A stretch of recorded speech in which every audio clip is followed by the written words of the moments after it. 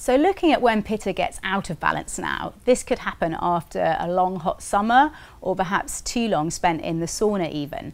And this can show up in the skin, for example. They might get some extra redness or some rashes. And it can also start to affect digestion through acid digestion or heartburn and diarrhea, and perhaps even fevers too. Emotionally, high Pitta in the body can show itself as more anger, irritability and frustration, and this type might find it hard to start unwinding at night and have difficulties in getting to sleep. This type can be quite competitive, and if Pitta gets high, they might find themselves making too many comparisons with others, and they can also become quite critical, although they save the most criticism for themselves. So looking at balancing Pitta dosha in the body now, Ayurveda considers the right food and good digestion to be at the heart of health and healing.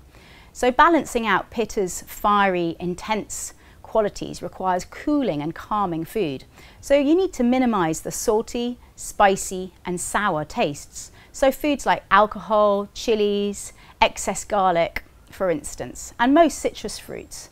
Instead, you can favor cooling foods such as fresh fruits and vegetables, particular green leafy vegetables rich in the bitter taste. So looking at drinks, this dosha is advised to avoid black tea and coffee and other stimulants, and instead favour cooling liquids at room temperature.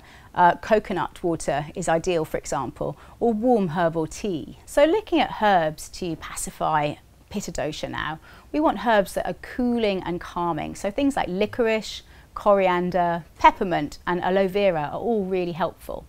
Looking at herbal teas, Pukka's Mint Refresh was blended specifically with Pitta dosha in mind and can really help calm and soothe digestion.